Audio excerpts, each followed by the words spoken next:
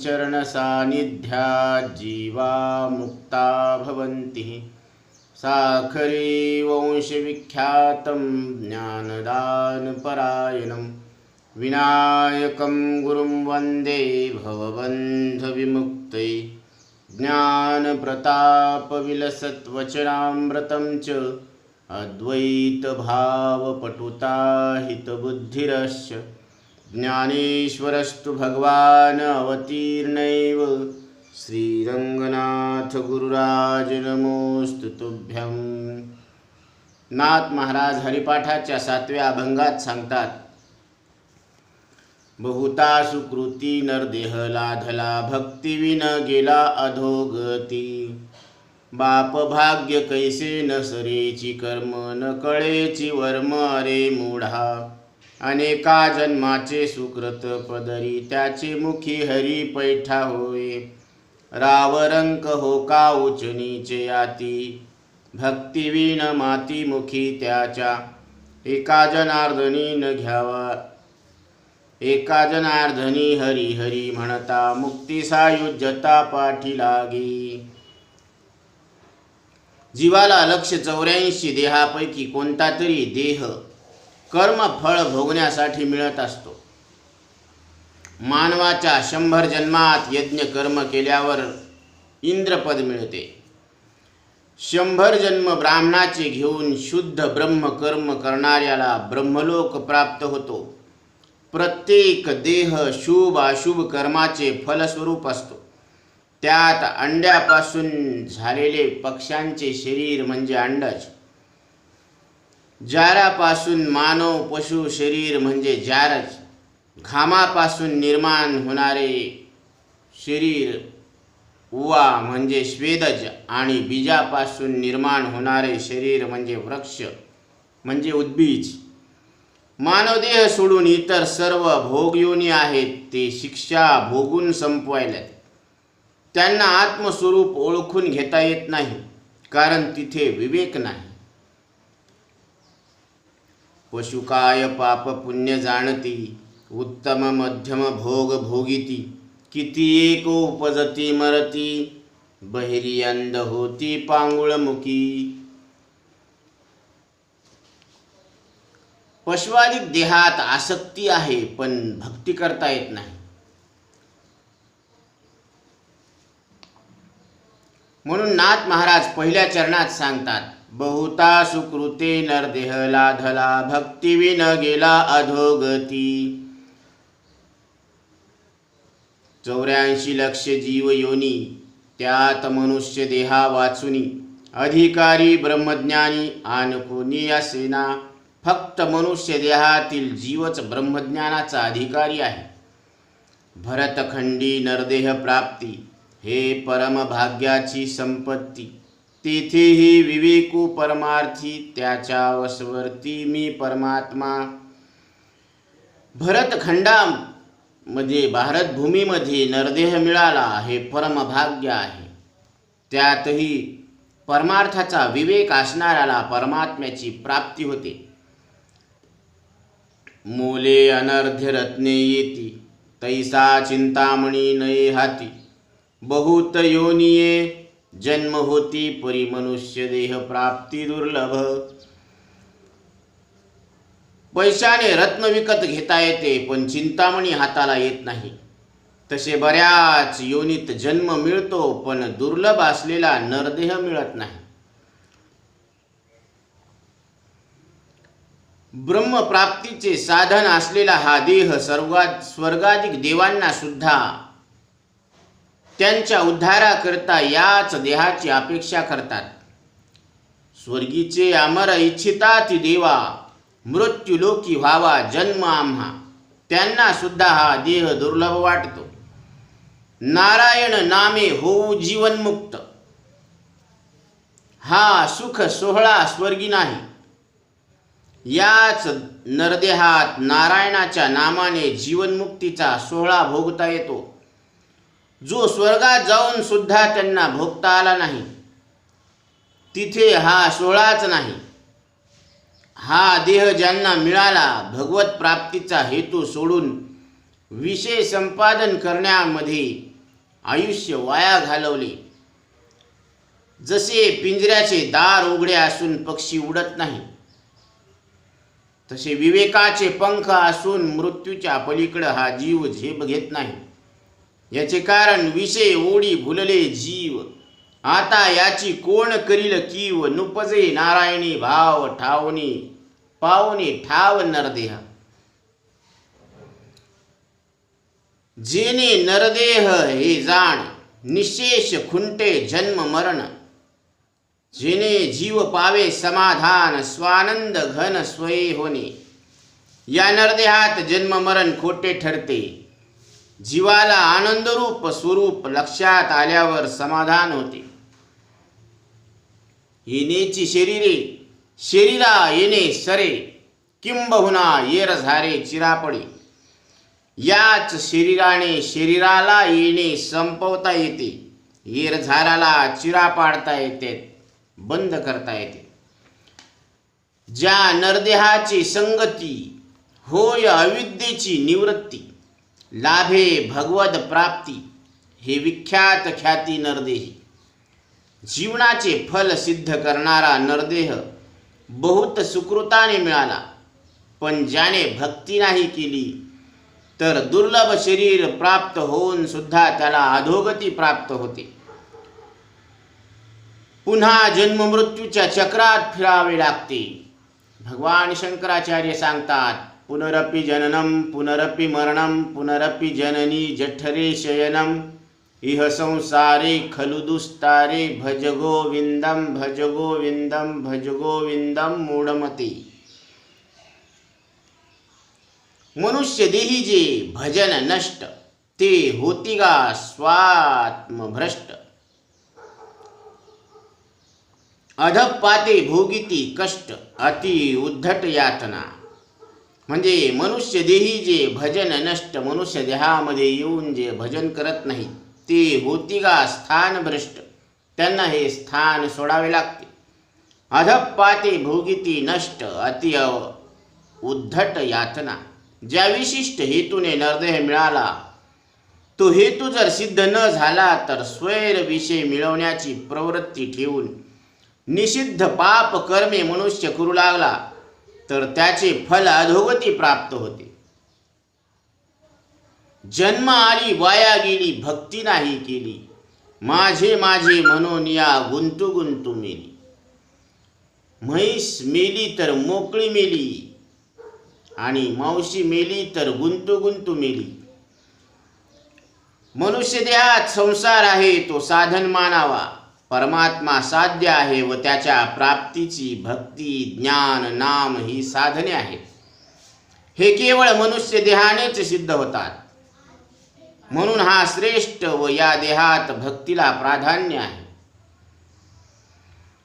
दुसऱ्या चरणात नाथ महाराज सांगतात, बाप भाग्य कैसे नसरेची कर्म न कळेची वर्म अरे मूढा. इतर देहातील कर्म खाणे पिणे झोपणे संरक्षण करणे हे भोगरूप असते म्हणून ते संपत असते, कारण त्याला शाश्वत फल नसते. पण मनुष्य देहाने सत्कर्म केले तर ते अनंत फलाला देणारे आहे. परमात्म प्राप्तीसाठी केलेले कर्म अनंत फल देते. त्या कर्माने भगवत कृपा होऊन जीव मुक्त होतो. ईश्वर अर्पण बुद्धीने केलेले कर्म ब्रह्मरूप होते. नसरेची कर्म म्हणजे बचनागाची कांडी विषारी आहे, पण योग्य वैद्याच्या हाताने तो योग्य संस्कार करून त्याचे अमृतासारखे गुण देणारे रसायन बनवतो.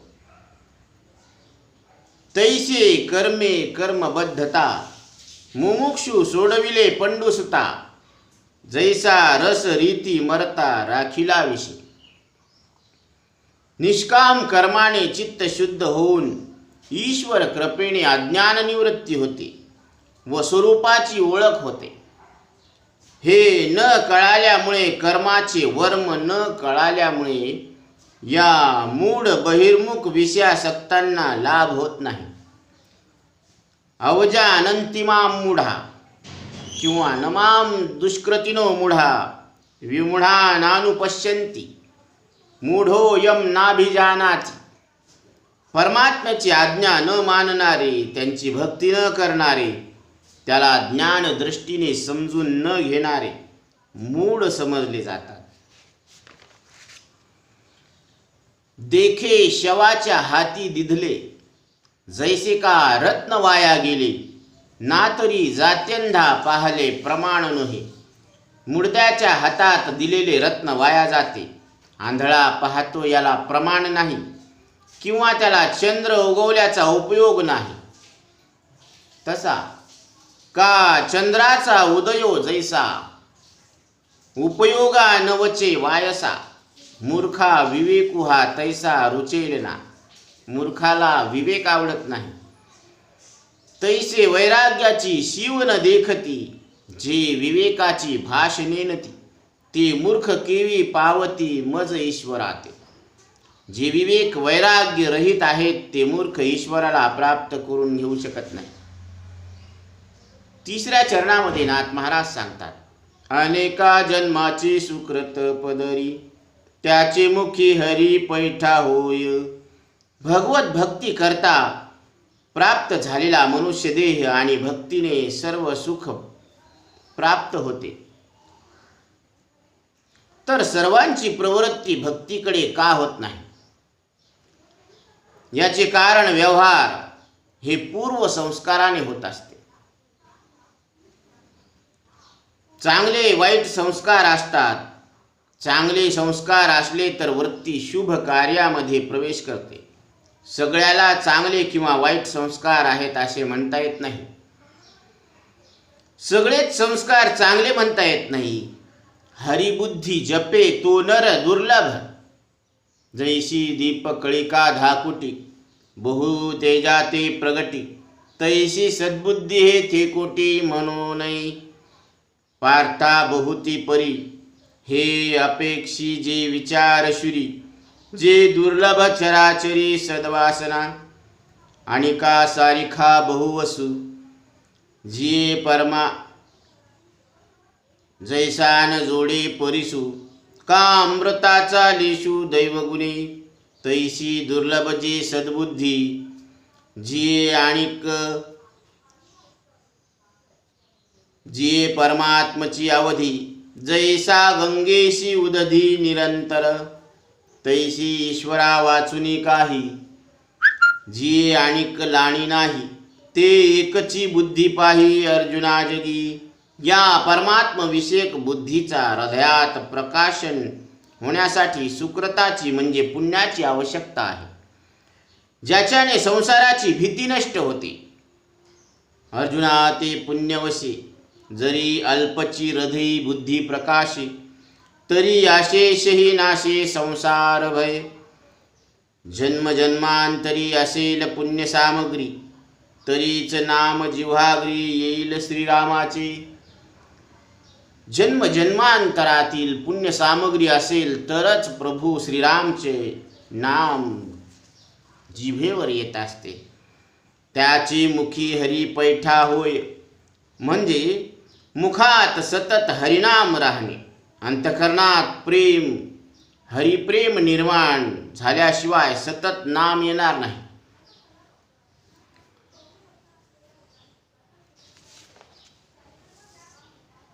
नित्य नेम नामी ते प्राणी दुर्लभ.